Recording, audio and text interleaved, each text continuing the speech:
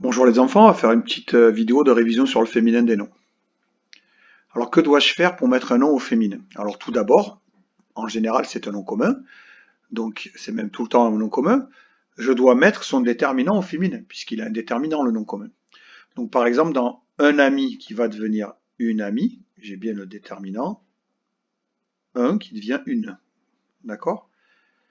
Et ensuite, effectivement, j'ai autre chose ici. J'ai un E qui est venu se rajouter. Pourquoi? Parce que je dois transformer le nom pour qu'on sache qu'il est au féminin. Alors pour le transformer, évidemment, il y a plusieurs possibilités. La première marque du féminin sur le nom, ça va être je mets un E à la fin du mot. Comme dans un ami, une amie, un ami E, un avocat, une avocate. Et vous voyez les enfants, c'est ce que je vous disais. Là, on a à chaque fois le déterminant lui aussi qui change, puisque le déterminant, je vous le rappelle, donne des précisions sur le nom, que ça soit en termes de genre, de nombre, d'accord, de est-ce que ça m'appartient, est-ce que ça m'appartient pas. Donc effectivement, si on passe du masculin au féminin, le déterminant lui aussi va changer. Je peux modifier la fin d'un mot, comme par exemple, un vendeur va devenir une vendeuse, d'accord. Le boulanger va devenir la boulangère. Un présentateur va devenir une présentatrice. Et un sportif, une sportive. Le maître va devenir la maîtresse. Donc vous avez vu, il y a quand même pas mal de choses qui sont modifiées. Alors heure qui devient euse, effectivement, et qui devient r, teur qui devient trice, if qui devient Yves, et re qui devient res. D'accord? Donc après, vous allez au bout d'un moment, vous allez tout simplement les retenir, les enfants, ces mots-là.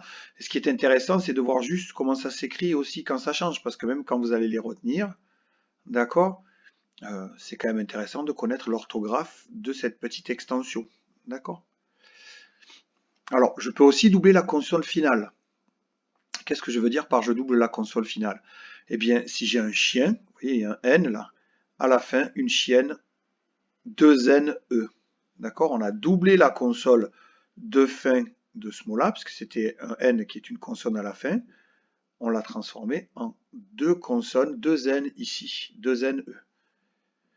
On peut utiliser un autre mot, comme pour un garçon et une fille, et je peux ne rien changer, comme un pianiste, une pianiste.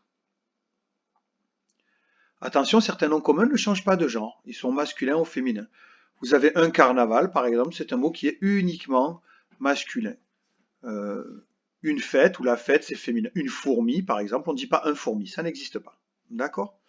Donc il y a des mots qui sont uniquement masculins ou féminins. On dit une abeille aussi. Et pourtant, chez les abeilles, il y a aussi des mâles, des garçons.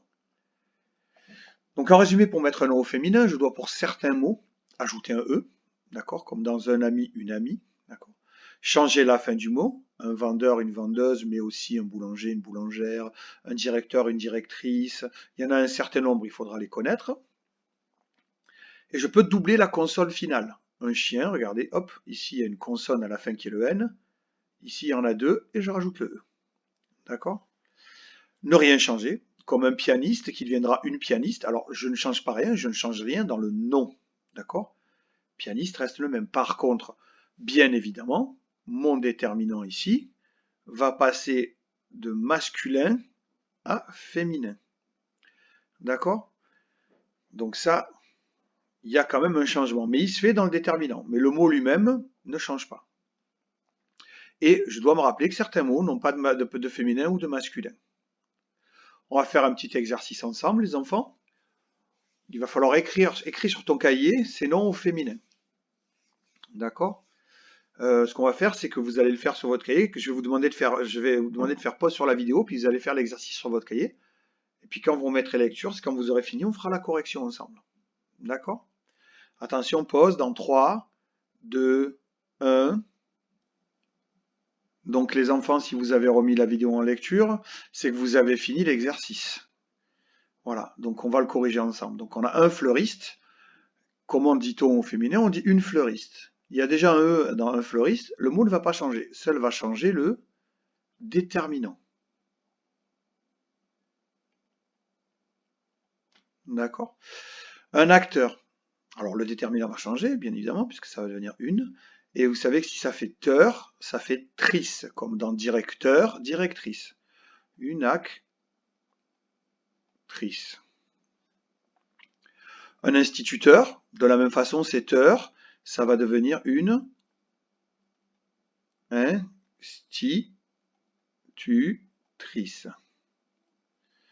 Alors, un cinéaste fait partie de ces mots comme fleuriste qui ne changent pas. Alors ça, vous ne pouvez pas forcément le deviner, d'accord? Et seul le déterminant va changer, une cinéaste. Alors, un nageur, vous avez vu que les mots qui finissent en heure vont se transformer en euse. Donc, ça va faire une nageuse. Un enfant, pareil, fait partie des mots qui ne changent pas au féminin. Donc, une enfant. Bien évidemment, le déterminant, lui, change. Un ours, alors ça, fallait le savoir. Le féminin de un ours, c'est une ours. C'est un mot qui prend un E à la fin. Un camarade, lui, fait partie des mots qui ne changent pas, donc va devenir une camarade.